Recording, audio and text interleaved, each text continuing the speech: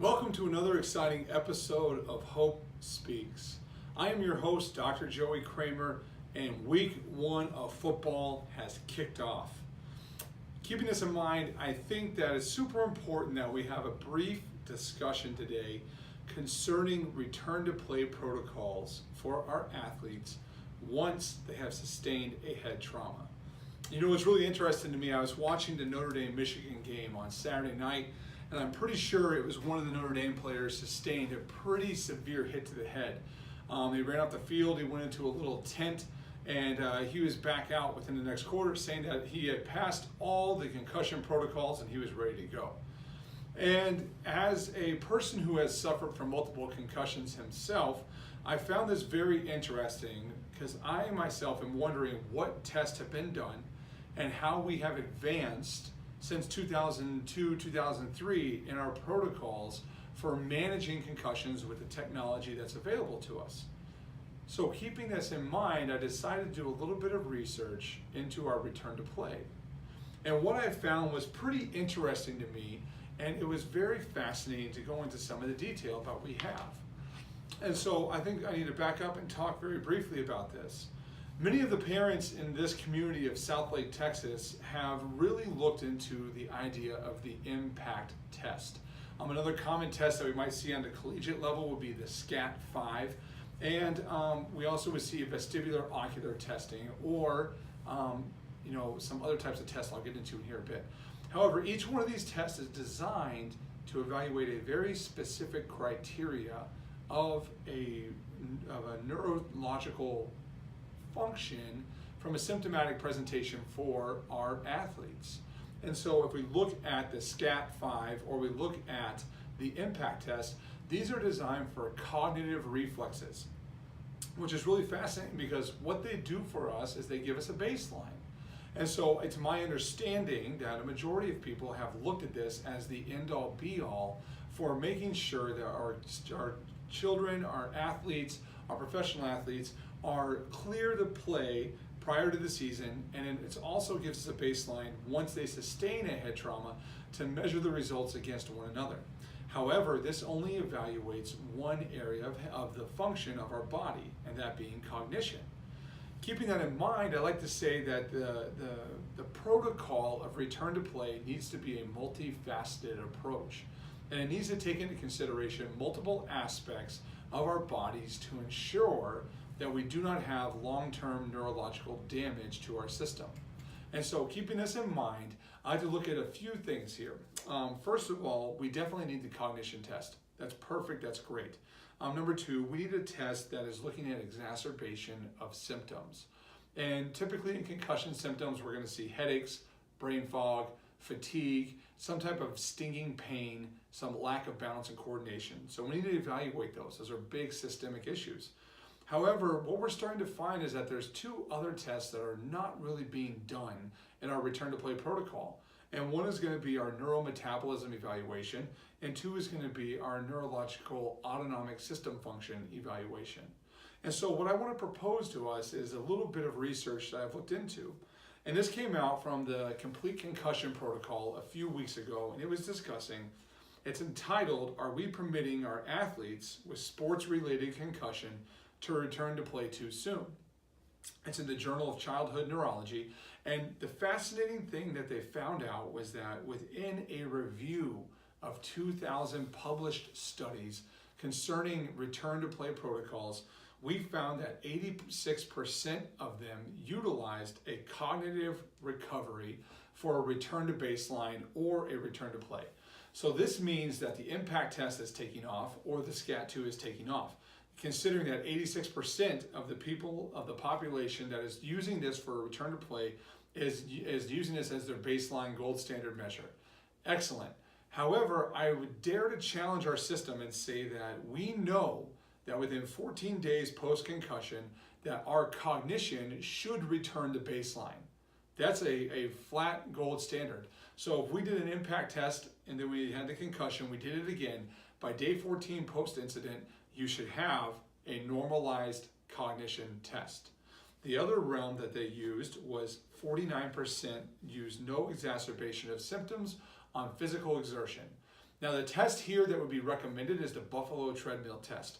Now I'm not a provider of that. I've done limited reading on it. However, it is a incrementally challenging test on a treadmill to see if we can create the same symptoms that you experience once you sustain the concussion. However, what we start to see is that, again, 14 days post, for a majority of our athletes, they can pass the Buffalo treadmill test. Now, I want to jump into a more specific area of care that is not being utilized. And this comes from the research. It says less than 2% are using physiological testing to evaluate return to play protocol. And this is very disheartening for me as a person who has suffered from multiple head traumas myself. The biggest concern I think we see around a concussion is one, returning to play too soon, and two, sustaining what we call second impact syndrome. Or this would be sustaining a second concussion in the window of vulnerability where our brain is healing. And what we're starting to see with our new research and our new state-of-the-art facilities that we have is that no longer is cognition, our physical exertion, a gold standard test to ensure that we're not setting ourselves up for long-term neurological disorders. Keeping that in mind is pretty interesting because in this research paper, it goes on to say that sometimes even after our patients are asymptomatic, meaning that you can do a Buffalo treadmill, you can pass an impact test, you have no problems with performing your physical exertion, that there is still underlying neurological damage that has not been healed yet. Wow.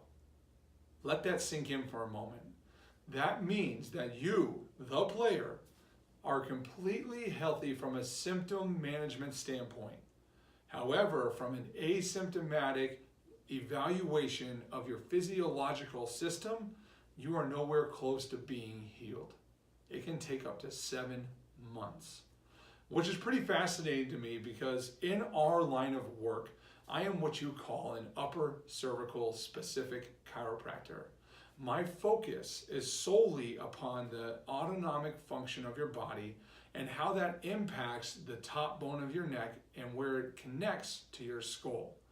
What we have found in all of our normal anatomy research is that those joints, basically where your skull connects to your spine, controls the entire sensory system of your brainstem, your cerebellum, and your spinal cord.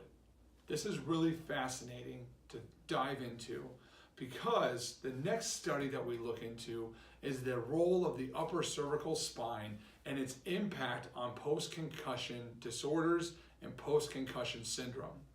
So for those of you who have a resolution of your symptoms after 14 weeks, this probably wouldn't apply because you don't think anything about it after you've sustained it. You're already back in the game. However, if we look into a long-term cohort study, what we see is that people begin to experience long-term neurological damage to multiple systems after sustaining not one, but 2 concussions, whiplash injuries, traumas that impact their quality of life down the road. This is the fear of CTE or the fear of neurodegenerative disease. And the question is, how does chiropractic have a voice in this equation? And it's a very, very simple construct. That construct is the ability to balance the regulation of your heat system of the body.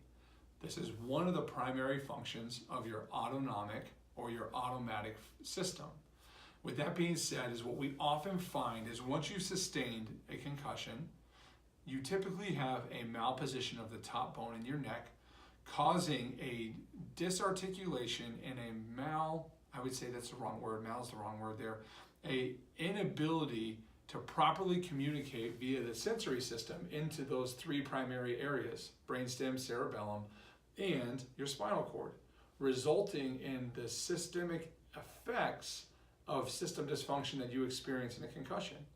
So keeping that in mind, that means that for those of you who have had a concussion and you know, and you ask yourselves, will I ever feel normal again?